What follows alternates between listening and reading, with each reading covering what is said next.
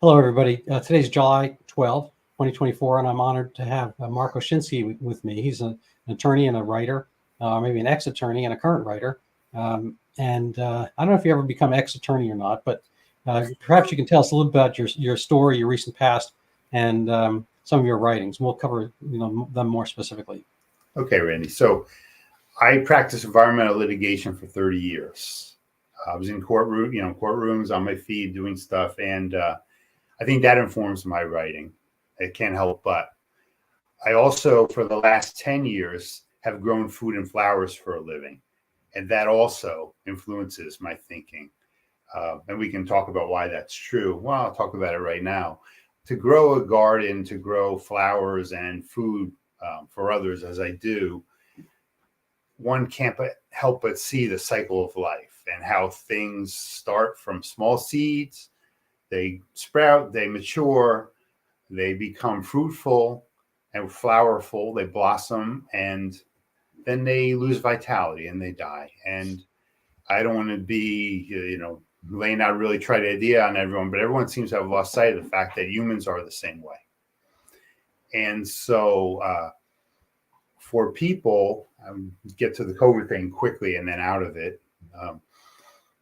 just so I can finish the background part. People thought that it was a terrible tragedy that 90-year-olds were dying in nursing homes.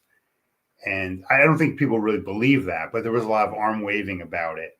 And this reason I say I don't think people really believe that is I used to volunteer in nursing homes, and there were very few volunteers there because people know what the setting is like, and they know it's dismal, and it's hard to be in that setting. It's hard to live that way, let's face it. So when I saw all the overreaction to COVID, I thought back to these experiences. They really shaped my thinking very strongly. Anyway, so I did the environmental attorney thing. I did the farming thing, and then I started to write when this COVID madness began about that and how everyday experiences that I had had from the time I was 5 years old up till the present made me think that this was all crazy overreaction. And so I began writing on medium.com about this right away. I tried actually to send an op-ed out to all the major papers on the eve of the lockdown saying what a terrible idea it was. And then I started writing on Medium, and then for Medium censored me, took me off because of some of the bad things I said about the shots. Someone reported me. I almost lost my job over it. And then I wrote for Substack for the last 2.5 years, I think it is, or 3.5 years. I have to go back. And then I wrote this book, which is a compilation of a lot of the other stuff that I wrote. And it's a series of essays. And what it does is two things. It chronicles what I call the scamdemic from the beginning to where we are now. And it also, like I said, draws on stories from my upbringing. So there are 55 chapters in the book. I think there are about 55 stories in the book about things that happened to me, things that people said to me, things I saw other people do, both during the scam and prior to the scam, so that when the scam began, I had a frame of reference. And people seem to like the anecdotal style, and I think everyone has different life stories, but I think there are common elements in all our life stories. And I think a lot of the things that happened to me here, the individual situations, are unique, but at the same time, they're ones that many people have had, and in a slightly different form, in a slightly different setting. And so I think people understand life through stories. And we all were hit with a lot of statistics and graphs for a long time, and images of people dying on the street and so forth, and refrigerator trucks and all that. I wanted to bring it back to what I saw with my own eyes, not to accept other people's representations of reality or their interpretations of the facts such as they were, and to say, look at your life, look at what's happened, and look at what's being proposed and being actually implemented, and tell me that makes sense, because it doesn't make sense if you think about it just a little bit. So the degree of hysteria and mania that went on in this situation has flummoxed me throughout. And writing was my way of expressing the disconnect between what I saw and what really should have been. Yeah, So that's excellent. That's excellent. I came upon your writing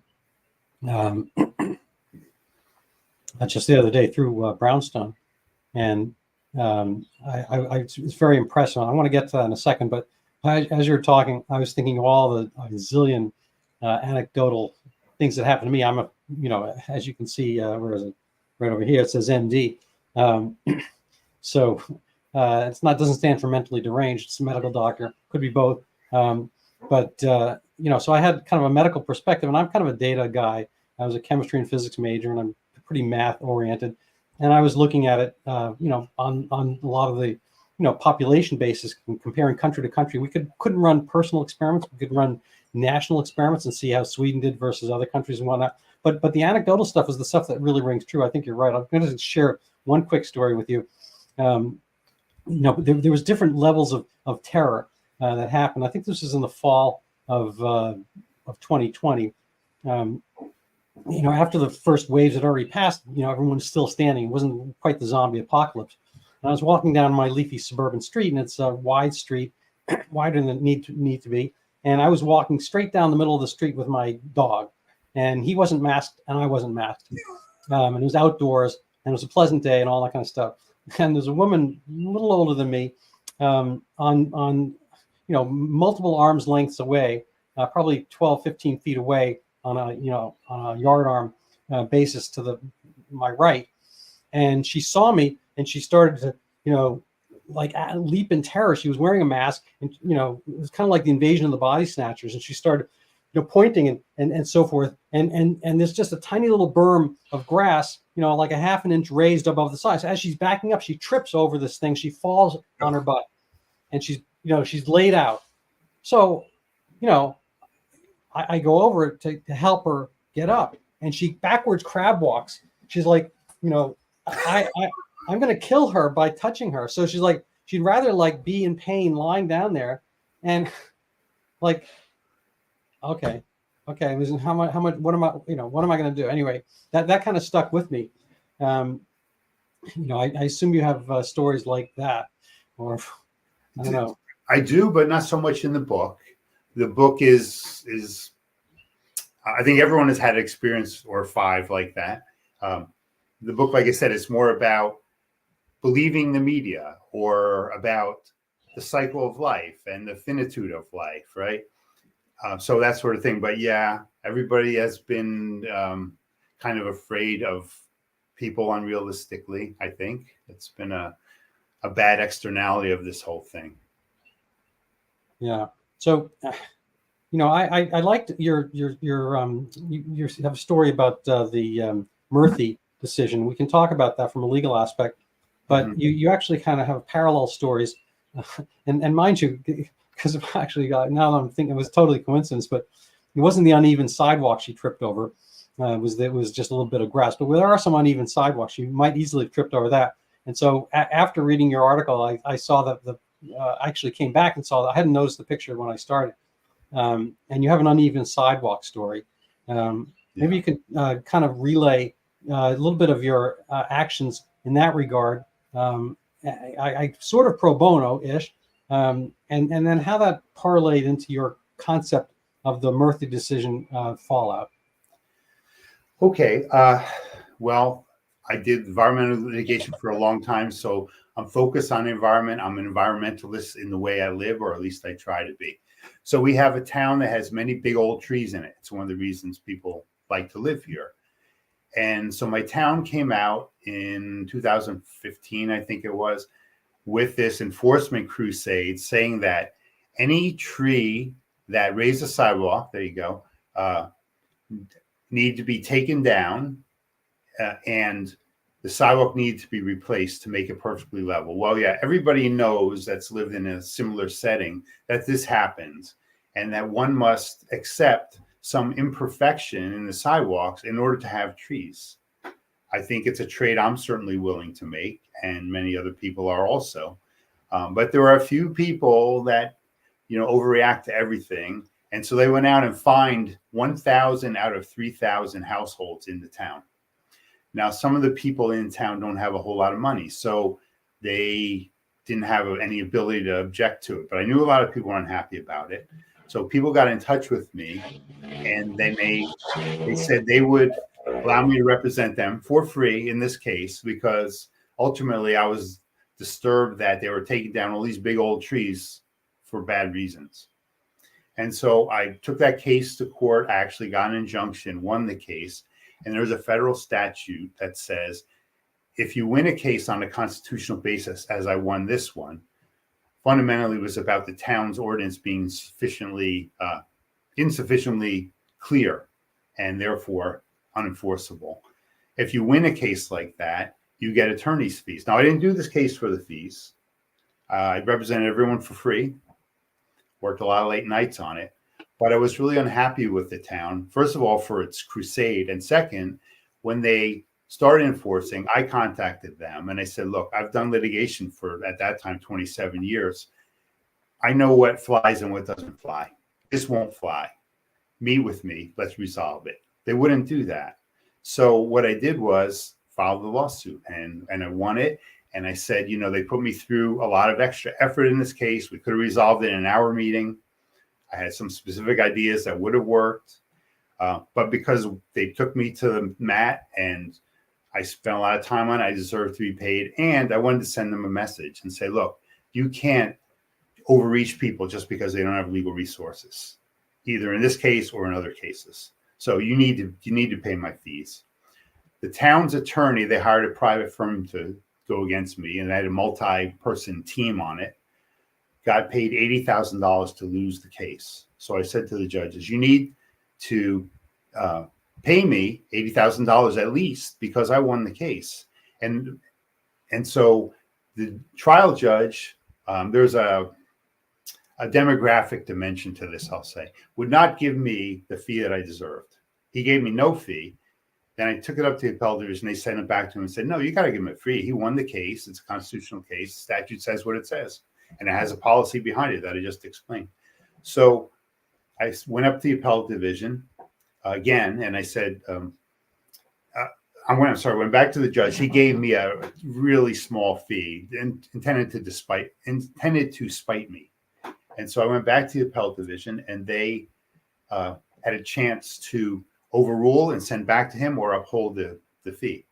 And they upheld the fee. And I told them during the argument, I could tell that they were heading that direction. I said, okay, you can rule against me, but I have a lot of gas left in my legal tank. And I represent a lot of people for free in a case that they deserve to win, and only won because I represented them. So if you're not going to give me a fair fee in this case, I'll just go work at Home Depot, because at least there I'll get paid what I deserve to be paid. And so they ruled against me. I got the small fee, worked out to about $25 an hour, and I haven't practiced law since. So I had another job at the time. I was doing this job managing gardens and also some construction. So I didn't need the work as such. And so I made a pledge, and I stuck by my pledge. I understand that. So I appreciate the moral high stand, but the high ground there. But I kind of feel as if it's, you've taken away a good warrior. It's like, if I lose, I'm going to not fight anymore. It seems to me that, maybe you're fighting by writing, which rhymes, but,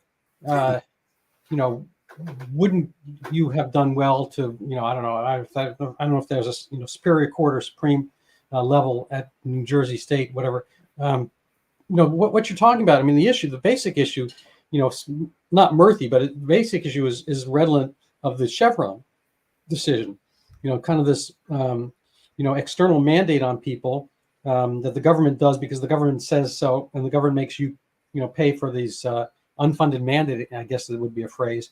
So, it sounds like you've had a busy career, and you have a well-deserved change of career, and you have other things going, agriculture, and agriculture. That's Spanish for farmer. Because Yeah, I work with, I know you had an alliteration there with a bunch of A's. yes. Uh, uh, I don't know what the other ones were. You'll have to fill in the other ones. Advocate, perhaps. But isn't that kind of like biting your nose to spite your face? Isn't that giving them what they want to get you out of the sphere? Yeah, you could look at it that way. And I have sometimes looked at it that way. But one only has so many vital years in life, as I said before. It's a central element of my thinking and the way I live my life. And I have lived that life of conflict for a long time. And part of me liked it. Part of me thought I was pretty good at it. But I was doing other work that I liked also, and liked more actually, that wasn't conflictful, that was creative in the short term. So when you do litigation, especially the kind of litigation I did, my average case lasted 5 years.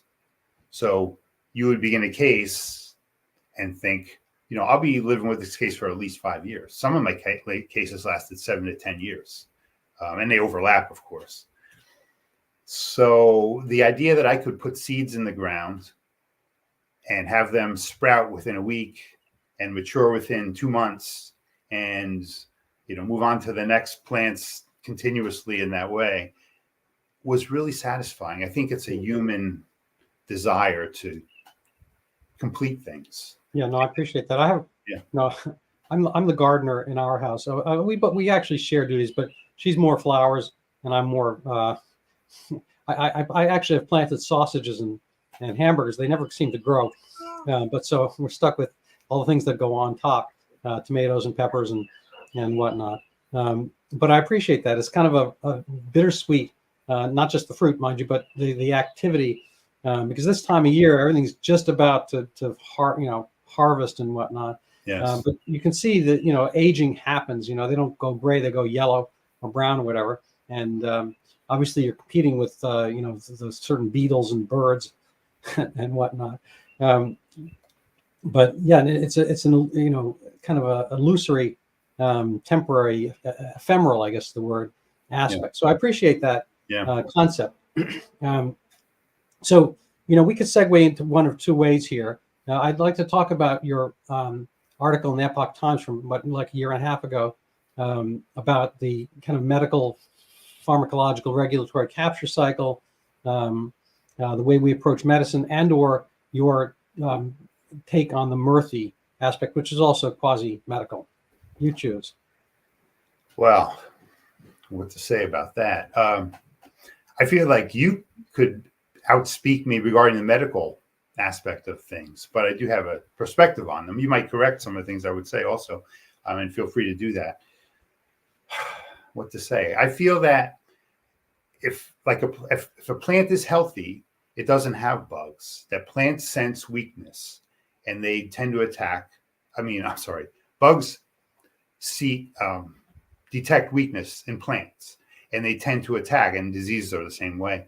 Plants that are weak, they have this long developed instinct about these things.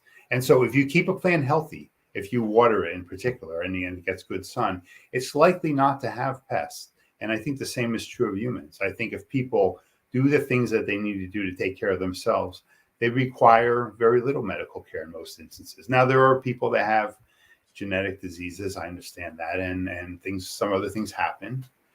So there's a big medical role, but it's not nearly as big as people think. That there are a whole lot of people taking medications they don't need, that many of these medications cause very harmful effects. And one of the things that they do is continue to enable bad behavior because people feel that, well, as long as I take my statin or whatever, I can eat this thing or that thing, right? Or eat. So that kind of thing is obvious to me. And to some extent, I've had experience with that in my life, with not feeling well for a certain period and saying, well, what am I doing wrong? How can I tweak this and improve this? And I've had success doing that. And so perhaps unrealistically, but I think realistically, I extend that same notion to other people. And I say, you know what? It's not really about the pills you're taking. It's really about you eating a little better or getting out of your chair and exercising a little bit And I just know this in a very rudimentary level. I think we're all subject to periods of disappointment or hours of disappointment in our lives. That's just part of the human condition. But I have found at those times that if I make myself run hard and get my pulse up, that will change my mood. And I think so many people that are depressed, and so many people say they are, and I think actually feel that way, they never push themselves to do that thing that would just in a very quick and effective way improve their mood. Yeah, no, I'm with you on a fair amount of that. You know, the kind of the health advice we get from our bureaucrats and various lettered departments, HHS or FDA or CDC or whatever, NIH. You know, most of these things are talking on the periphery. I get it. You know, don't smoke cigarettes. Try to maintain lean body weight. You know, everything in moderation. Blah blah blah. But you know, the funny thing is, and I wrote an article on this probably 20 years ago in Kevin MD, is that all of these, you know, the actual largest determinants, you know, once you get past infancy and whatnot, you know, once you become, let's say, reach adulthood, the largest apparent influence on longevity is spiritual, in a sense. You know, married people, you know, people who stay continuously married, same partner, live on average, I think, 4 or 5 years longer, maybe 7. You know, there's a joke. It only feels that way. But ditto for those who go to church, and you can, you know, kind of substitute you know, some other kind of community activity. You were talking about volunteering at the nursing home and so forth. So I don't think those things magically give you longevity. I think they pretty much keep you in a certain, we'll say, bandwidth, a certain not quite a corral. I don't want to make it sound that way, but it tempers and moderates your behavior as well. So you're less likely to be, you know, going on a you know, Aaron Rodgers ayahuasca weekend and hallucinating, and then potentially jump off a building, you know, into an empty swimming pool. So you have, you know, you're less likely to probably do hang glide. You know, you're less likely to be like doing binge drinking. So it's I think it correlates with a lot of other activities, but you'll never see this in the CDC or any of these pronouncements. You know, get married, stay married, have kids, go to church. These are much, you know, hugely more determinant. And again, it's not like it would be magic if you go do those things without any soul attached to it. You know, get married and it's a sham marriage, or you're just, you know, kind of faking the caring about people, or putting yourself out, or exerting, and all that kind of stuff. That's not going to work. You know, if there's an old joke, once you learn how to fake humility, you've got it made. But anyway, so I'm with you on a fair amount of that. I think there's the spiritual aspect which is missing from this. It's a very big idea. Hmm? That's a very big idea. Yeah, it is. Really. But maybe we could kind of cover what you were. I think it really segues into the earlier medical article, which I'll pull up for people. Maybe you can. I don't know if you need a reminder about it. Let's see if I can find it here. Here it is. This one here. COVID exposed the medical pharmaceutical government complex. And so this is from 2022. So it's fully 2 years ago. In college, I took a Latin American politics and development class, and then you learned about Robert Ayers and his theory that, you know, building hospitals, ironically, would cost lives in certain impoverished places. And it's not so much that the hospitals would cause lives; it's really a fact that you know, putting your efforts elsewhere would do better. And you know, this is kind of an, you know, I don't think it's the same as what we're talking about spiritually, but I think there's some aspects. Would you care to elaborate on any of this? I have to say that was another big idea that was presented to me by a professor in a one-on-one, you know, office hour situation. And I was raised, like a lot of people were raised, with the idea that hospital, you know, gleaming new hospitals are a great way to spend money, but they're also very expensive. And the equipment for them is very expensive. And what if we spent that money on people living lives where they had more contact with other people, where people were enabled to spend time taking care of their bodies, that they didn't have to spend so much time making income that was 20% of which went to some medical insurance policy. And they could instead, spend time with get married and spend time with their kids that the kids deserve. So it made sense to me because my father was someone who worked a lot of hours and 70, 80 hours a week after week. And I thought, to the extent that people are struggling to make ends meet in this way, it is costing them their health. And you can put them in a hospital when the system fails, their system fails. But ultimately, they would have probably gone 5 or 10 more years outside the hospital if they had lived a more balanced life. Right. So I think that's true. And I think that the hospital industry is one that attracts money to itself. It's the pharma industry as well. It's a place where they're continually trying to sell products and services. And, it's turned into very much a for-profit thing in a way that was not the same when I was a teen, let's say. When I broke my leg, I went to a doctor. He x-rayed it and put a cast on my leg. And my mother wrote a check for $400 because we didn't have medical insurance. We just had what they call hospitalization at that time, I guess. And thankfully, nobody needed that. But all the other medical expenses were paid out of pocket. And the percent of money spent on medical care as a function of GDP has tripled or quadrupled since that time. That everyone has policies, and a lot of people feel like, well, I have the policy, if something's wrong with me, let me go and get something for my money. That's a part of it too. And also the advertising of the pharmaceuticals on TV is nonstop and everyone sees it.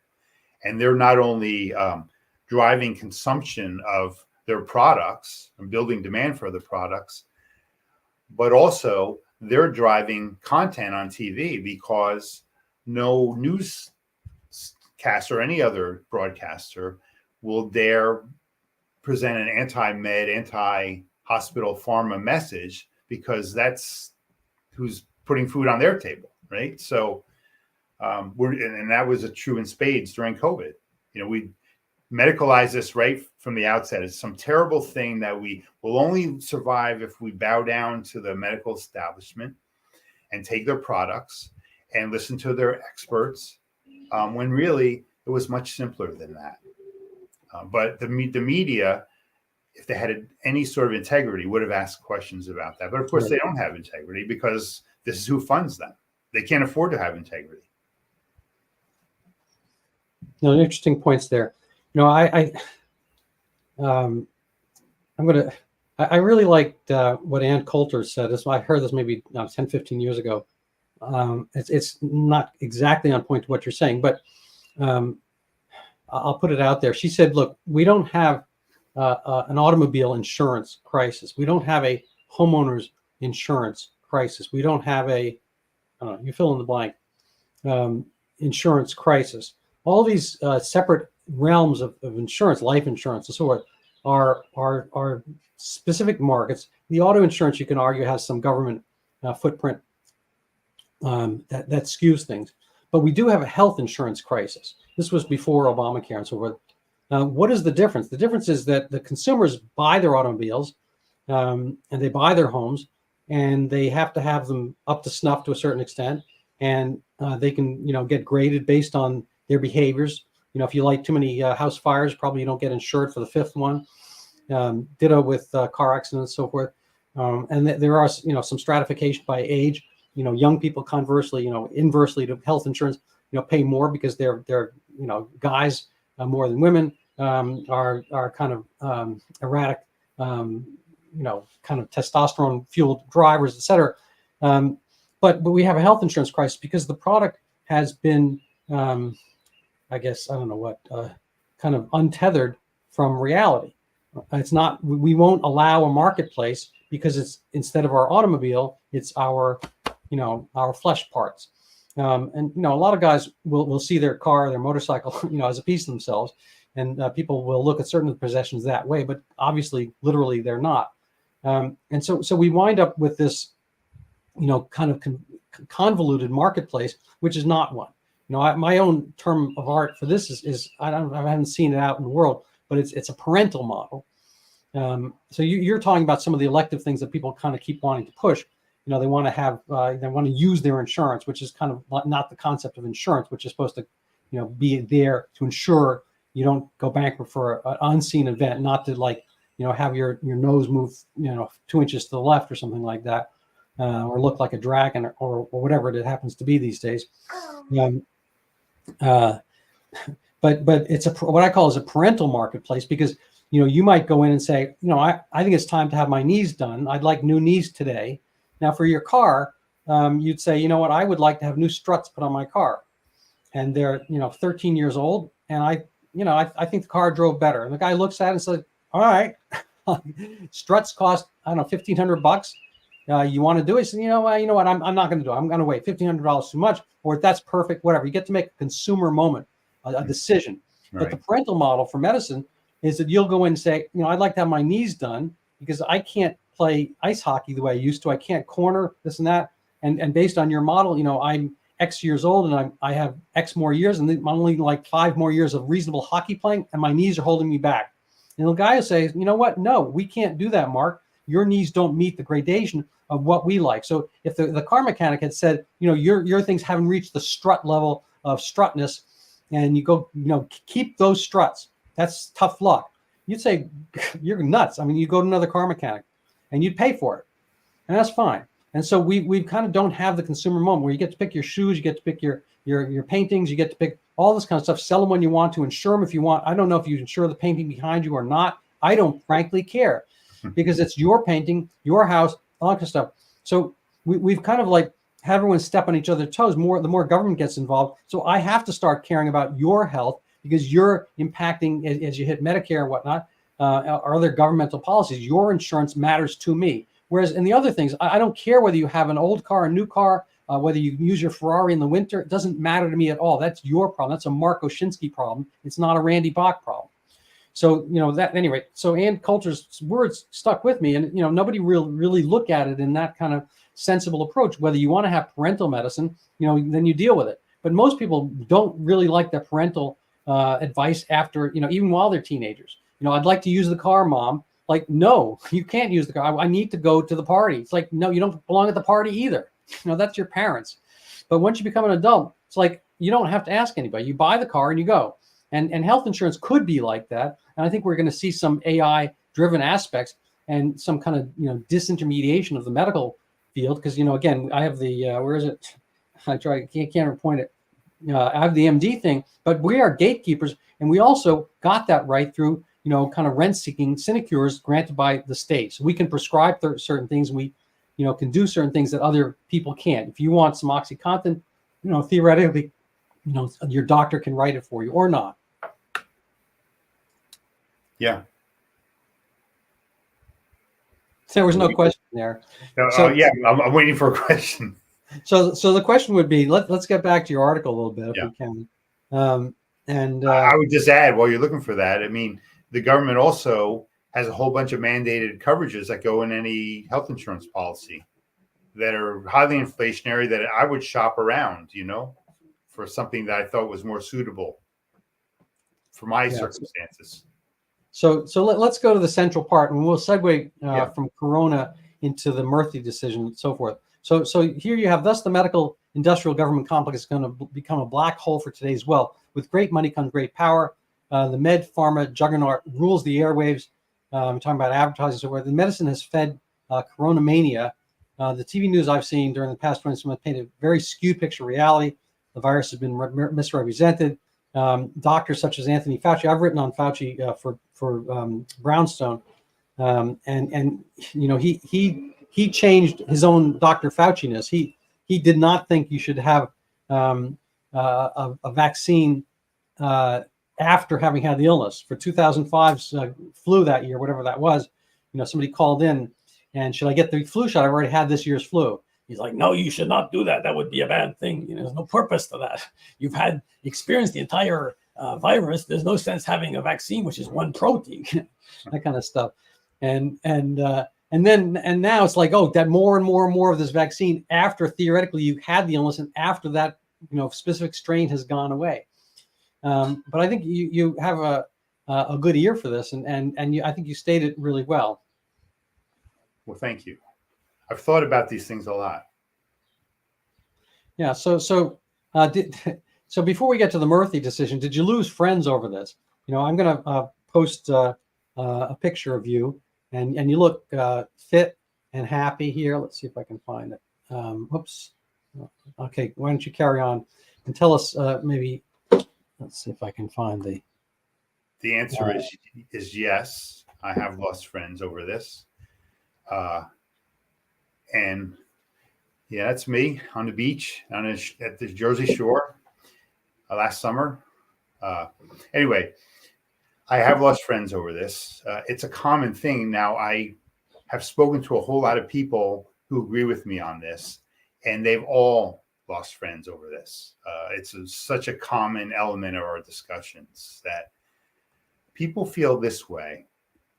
There was never an opportunity to discuss this with friends, that once the topic would arise, if it did arise, they were cut off. They were told, they were labeled as MAGA or grandma killers or whatever other epithet you want to throw out there. And there was never any effort to get to any depth or any exchange about this. And this is, again, what this book is about, and most of my writing is about this whole idea that, look, if we just talk about this rationally, you'll see that it's crazy. You'll see that it's phony. But let's do that. Let's sit down and talk about this quietly. We'll agree not to raise our voices. We'll give ourselves the opportunity to throw questions back and forth. What's so objectionable about that? But it was so objectionable that people wouldn't do it. It was nearly universal among the people I knew. And so if you wanted to ask a question like, if you wear a mask, why do you need me to wear a mask? Same for vaxxers, right? And so on. I mean, there's so many obvious holes in the story. But people wouldn't even discuss it. This is, I think, the real crisis of the whole thing. And the media, of course, wouldn't discuss it either. Right. Now, so the media was saying this. Part of the media is not discussing it. As we've seen through the originally Missouri versus Biden case, then renamed Murthy versus Missouri. I think he was the attorney general. The physician, whatever that is, whatever that physician general, surgeon general. Anyway, Murthy. But I think this segues into the fact that the aside from the government medicine pharma regulatory capture cycle, there's also the media government regulatory capture cycle, and it's kind of self-feeding and self-perpetuating. And Jay Bhattacharya et al. Via Missouri's Attorney General put up a case which I thought was really amazing, and showing that the government was biased and pushing out and restricting what type of things you'd have on social media, and using its weight and force, against the First Amendment, it would seem. But maybe you can correct me on this. And I'm wondering if you want to talk a little bit about how you segued from the uneven sidewalks into the Murthy decision, and what we're supposed to do in that regard going forward. Well, I mean, Murthy is about censorship, and what I really was focused on in that case was the whole idea that the court would hide behind standing, when clearly there was an injury to a party that would suffice for standing. But fundamentally, what the court didn't want to do was admit that the critics, such as were the plaintiffs in that case, of the reaction were right, that this all was a crazy overreaction. So to kind of dignify their position by saying, yeah, you deserve to file a lawsuit about this, it was much easier instead to say, oh, let's just cut this thing off at the knees, and we won't discuss that these people had these ideas, even going back to 2000, such as I did, that this was a terrible idea, right? And so it's just another manifestation of what's going on now, the revisionism, the denialism, the burial of this chapter of history, this attempt to do it. And the court's complicit in that because, of course, the court, is politically appointed, and a lot of the political sponsors of these Supreme Court nominees had a certain view, and that view was wrong, and that view was consequentially wrong. And so they don't want to own up to that. They want to bury all of the memory of this chapter. And people like the plaintiffs in the case, Jay Bhattacharya and other people, and me, won't let this die. We won't move on to the next thing.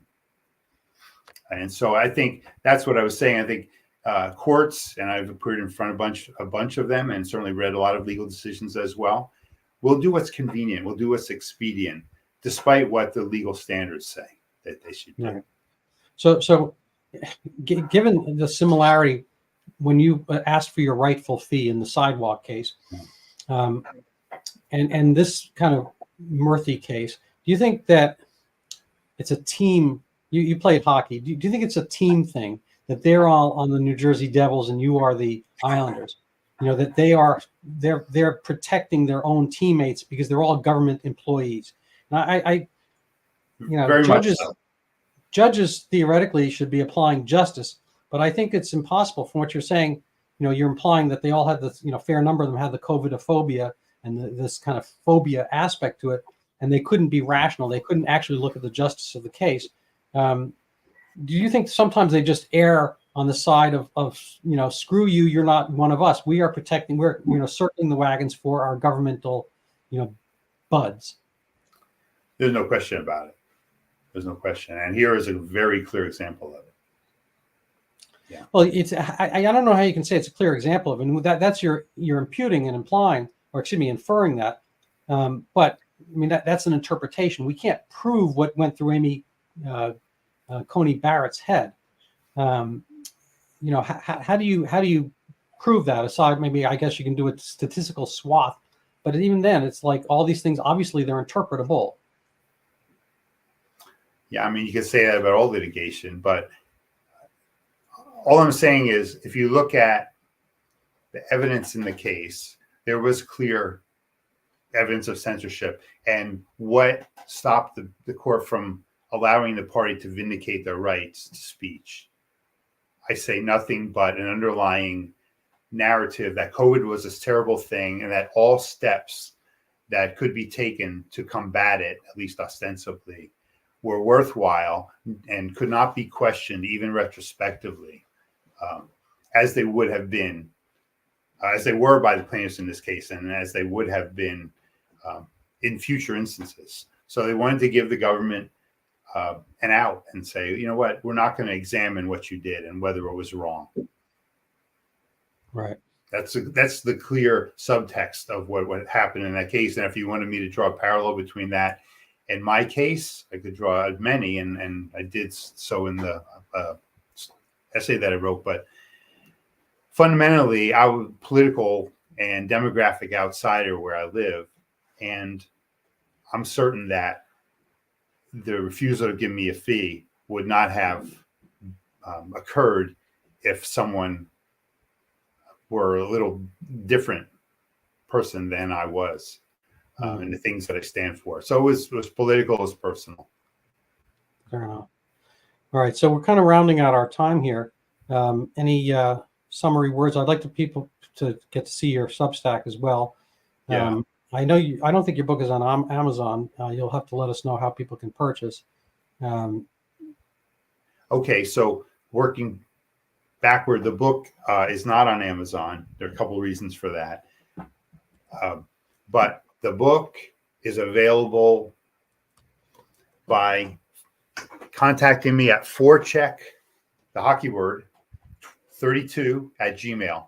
And we can talk about how I get a copy to you and, payment methods. I think it's a really good chronicle of the period. I think it's worthwhile reading in that way. And I like to think that the stories make it relatable.